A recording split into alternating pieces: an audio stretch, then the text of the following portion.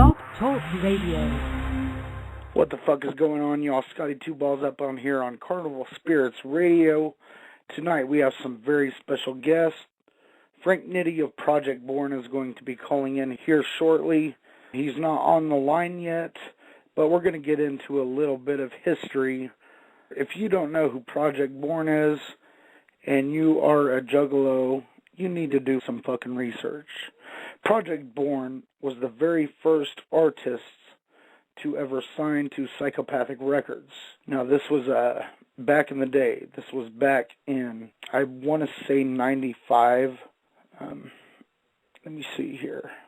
In 1994. Frank NITTY can correct me if I'm wrong on any of the tips on here, but this is what has been posted, and this is the main knowledge that people get whenever they hear of Project Born.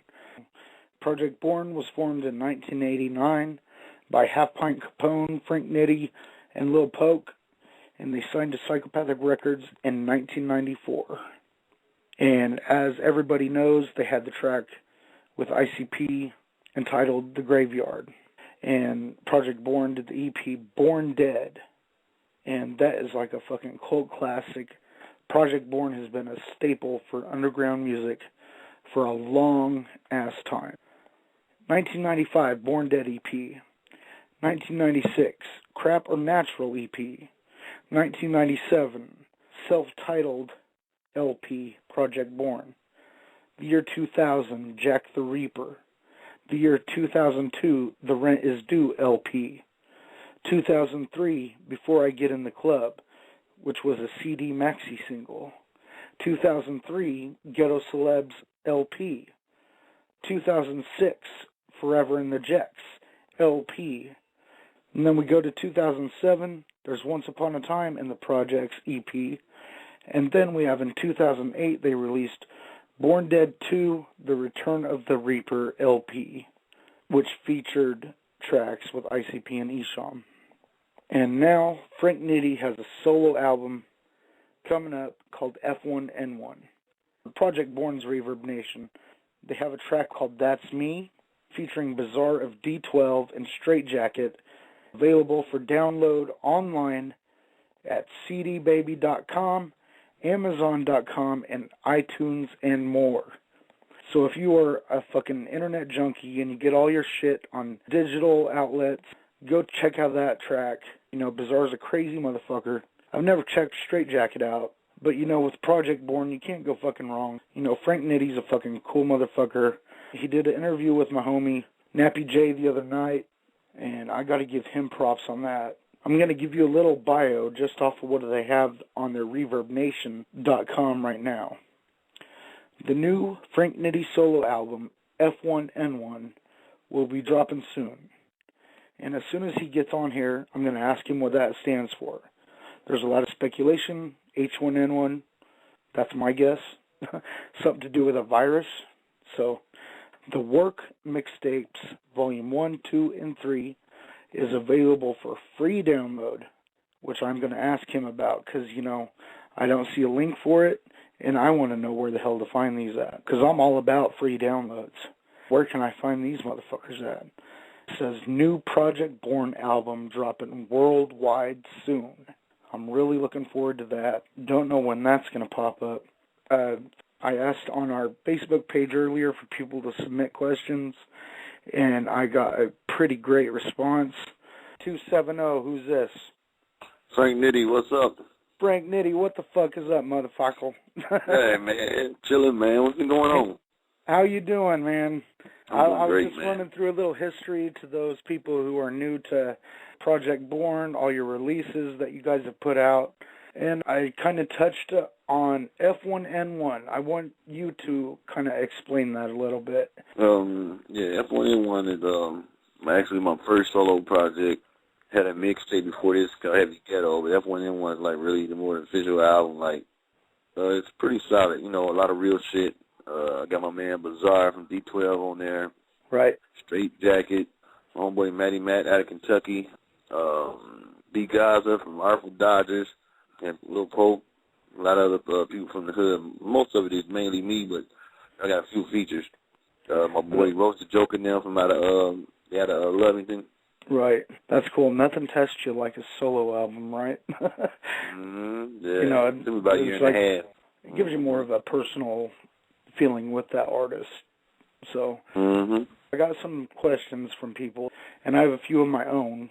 When did you start rapping, and when did you decide to turn it into a career?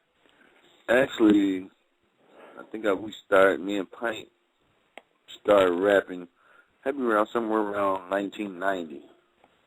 Somewhere around there, you know, we both, I had just moved back from Kentucky. I would move to Kentucky about a month or two. You know, I wasn't even writing at the time. My uncle was writing, actually, and it kind of it rubbed off on me because me and my uncle spent a lot of time together when I was in Kentucky, and he was rapping and I wasn't. So, you know, he had me in there practicing raps, doing raps and shit. And then when I came back to Flint, Pint was writing raps. And then I had just started writing raps, and then we just got to get like, man, you want to be a group? I'm like, yeah, fuck it, let's be a group. And then how we ended up coming up with the name of Project Born to be the name of the group. My uncle was actually getting it cut into the back of his head. You know, back then they put in letters in your head. So he was getting Project Born put in his head. And we was like, bam, that's the name, Project Born. And, you know, we kept it ever since. And that was around like 1990. Born in the Projects, Project Born, and that's kind of how you guys got your name. And that was pretty interesting to me. So, Project Born. I had a question from somebody. They wanted to know how your first EP, Born Dead, how did that tie into your name?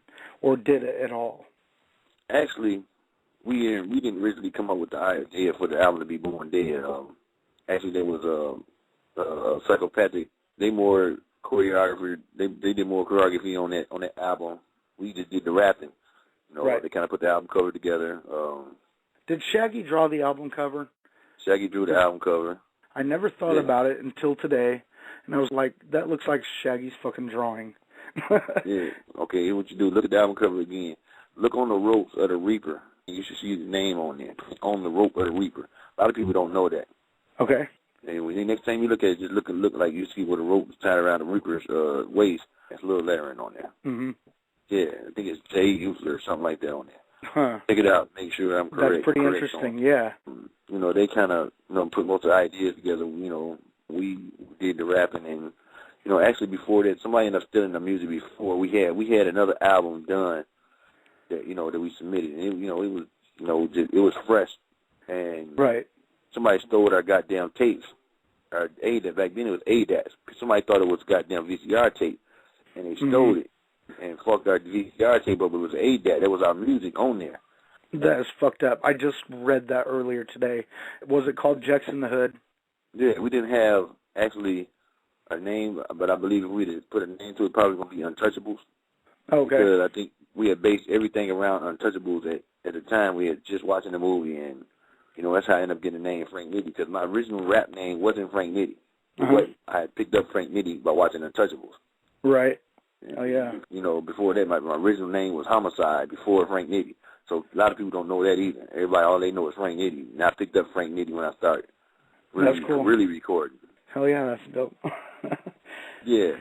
Like what we used to do back then, we'd take two speakers and we'd take a microphone and we'd put it in the middle of the speakers, play the beat, and then we would record. Right, right. Then, that's what you had to do. We had them on cassette, yeah. So it's like you couldn't mess up. Wasn't no punching and nothing like that. You couldn't mess up. You mess up, you got to start all over. And it was all over. So that's how we were doing it right back then.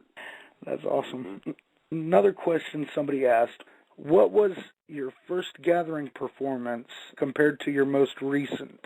Like, how has the Gathering changed in your eyes over the years? Size-wise, even the first one, we was on the first one, which was in Novi. Right, the very first one. It was kind of big. It wasn't no little. It was like I believe like 8,000 there, and it was like it was big, But what they do now is they have so much more shit going on now at the Gathering. Back then it was a wrestling ring up, but they didn't have wrestlers. They didn't believe the wrestling wasn't even up yet. And it was more or less like, they had like inside shit, like arcade and shit. inside outside thing at Novi in 2000 when the first gathering started. Right. Then we done did about four or five gatherings out of the 13, and out of 12 so far, 13 coming up. We done did 4 or 5 of them. It's just so got is huge. The crowd response getting better? I mean, I don't know how I'm trying to say this. I believe how you're trying to say it. Are they more receptive to you guys now as they were as to back in the day, or? Because it's like right now, like it's more of a younger Juggalo audience. Yeah. Or sometimes they're not really familiar with it a lot, and which is and then unfortunate. Right. And then when you get like to the gathering, it's like there's so much shit going on, so you get so few people who get to see it. Instead of like everything should break down, like when people are performing, everything else should stop. Right. So everybody gets to see everybody they want to see. Instead of saying, okay, we got comedy over here, we got wrestling going on over here, then we got rapping over here. You're going to miss something. Right. You know what I'm saying? Do you stay there the whole time, or do you just go there and perform and take off, or what? We usually be there most of the whole time. You guys stay there and hang out, and it's a good stay time. around, hang out. I haven't been there since 2003, so I'm getting older. I have like 4 kids now, and that's been almost 10 years ago, so I'm sure it's changed quite a bit. All right, let's see. Okay, so you have your F1N1 solo album coming out. Do you have a release date for that? No, we digitally released on the 20th of December. Oh, so it already released? Yeah, it's out digitally. Well, people got to go look that shit up. Yeah. I knew you had some tracks up on Reverb Nation, but I did not know that it was already out. Shit. Okay. Well, good news to hear there. It's a pretty good album, man. I mean, everything that you possibly can go through in life. Cool. Really. Hell yeah. Like a lot of times you get on and you get an album and you like, it's just some of just straight hard party and like life is all great. Right. And on my album I kind of touch on situations where life ain't all great. Life ain't all bad either. Right. No. You know what I'm saying? It's not. Yeah. It's not all great. So that's how kind of the album is put together. I got a lot of songs that just, I got one with Talk to God, so I like talking to God. And I got one called Deserving Better, which is even a fucked up relationship type situation, and you deserve better, but the motherfucker you with is just fucking you over. You feel like, motherfucker, beat it. I deserve better. I'm not fucking with you like that no more. And I got like a lot of parties. I got one with Bizarre called That's Me. It's like a smoking weed, getting partying song, Yeah. I got one Stone Cold. Stone Cold is just, like how a motherfucker just be like, you feel like you've been stripped of everything in your life, and your heart just goes cold towards everything, and you just feel like you against the world. So, I mean, it's a whole album, man. It just really, it touches a lot of situations. So I think a lot of people are going to love it. That's great, man. I'm glad you said that. We are getting near to the end, man, already. Can't believe time's already flown by. We got about a minute left. I got one more question here. What is your favorite album of all time, and why? Damn. I had to do it. Favorite album? Man, it's so fucking many, man. Well, my favorite album of all time, number one, I mean, it's a couple of toss-ups, being The Chronic, Great The Richard album. Died Trying. The Richard Died Trying, 50 Cent was top to bottom, super. And I kind of felt old NWA, Straight Outta Compton, the Ghetto Boys, a lot of classic albums. I liked it, Kill the Fetus, and favorite one of each Sham is Closed Casket. Closed Casket. Closed Casket. Do You Believe, and Blasphemy was all super from top to bottom. I mean, I can't say not one full album. That's why I just went to name a few that I thought it was really some of my favorites. Ghetto Dope, Master P. Yeah, there's so many out there. Man, it's so classic. It's hard. It's a classic album together. A lot of people live on singles, and they don't do albums like that.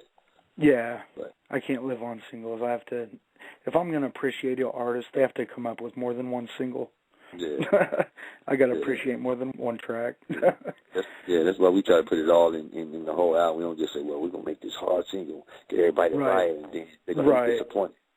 No, we don't try to do that. We try to go hard on every one. Some hit, some miss. That's what happens, man. You got Juggalos, and they're a pretty dedicated fan base, and we take care of our own. Yeah, We do what we can, and we try to educate the newer people that are coming in. You know what I'm saying? Yeah. You know? All right, man. The show is now done. I want to thank you so much for calling in, dude.